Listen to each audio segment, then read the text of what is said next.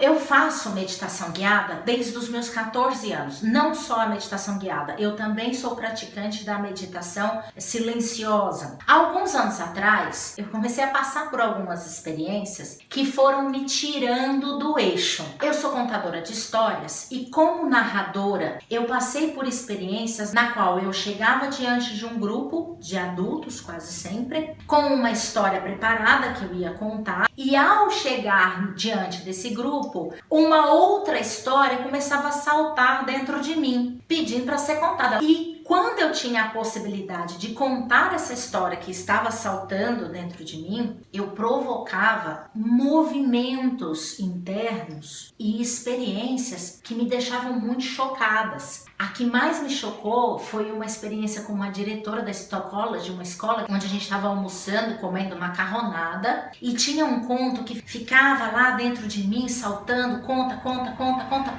E eu falei assim, olha, deixa eu contar uma história. E eu contei a história para ela, e eu me lembro que quando eu terminei de contar, ela começou a chorar, as lágrimas começaram a cair assim no prato de macarronada, ela soltou o garfo e ela chorou, mas ela chorou de soluçar. E eu suspendi, eu falei assim, misericórdia, perdi o emprego, né? Perdi o trabalho, nunca mais ela vai me chamar para trabalhar aqui.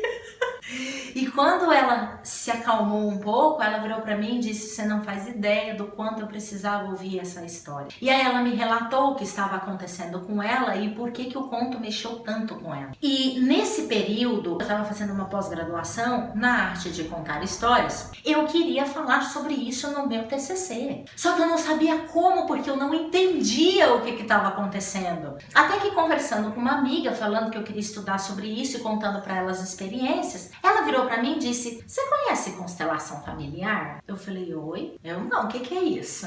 E ela falou, Sandrinha, frequenta a constelação que você vai entender o que tá se passando com você. E eu frequentei durante alguns meses e não entendi. Até que eu fui fazer o curso de constelação sistêmica e foi ali, nesse curso, que eu percebi que o meu professor, Décio Oliveira e a Wilma Oliveira, contavam histórias e contos o tempo inteiro. E pesquisando os livros do Bert, eu também vi que o Bert narra contos o tempo inteiro. Aí eu falei, tá aí o negócio. Aí eu consegui juntar as duas coisinhas. E comecei a trabalhar dentro das constelações com os contos. Só que isso também não era o suficiente para mim. Eu precisava compreender o que se passava no nosso corpo para entender o porquê que as histórias e os contos, principalmente os contos tradicionais, são tão poderosos. E foi aí que eu comecei a estudar a neurofisiologia. E estudando a neurofisiologia, eu consegui compreender o que acontece que o conto movimenta tanto a gente. Primeira coisa, os contos, eles trazem conflitos, normalmente são conflitos internos.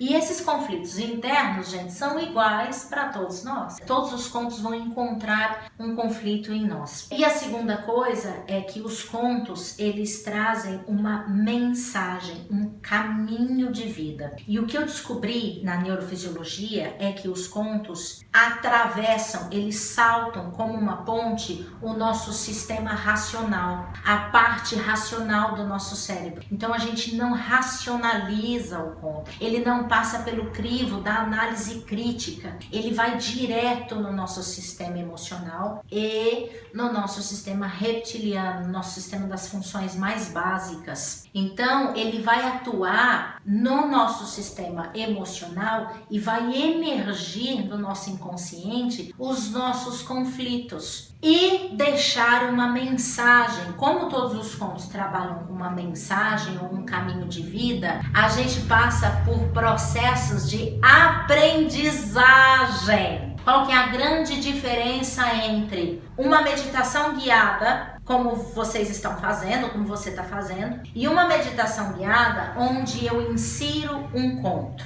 O conto, ele tem o poder porque nosso cérebro é programado para isso, ele produz memória a longo prazo. Então, a primeira diferença é que a meditação guiada, sem um conto, ele não produz memória a longo prazo. Daqui uma semana você já esqueceu. Com um conto, produz memória a longo prazo. Ele vai permanecer com você durante muito tempo. Tem contos que pode permanecer com você durante 1 ano, 2 anos. Chega uma hora que, depois que ele termina de fazer o trabalho dele, ele se vai, mas ele vai perdurar com você o tempo que você precisar. Segunda coisa, o conto em si, ele te serve de âncora, de anzol.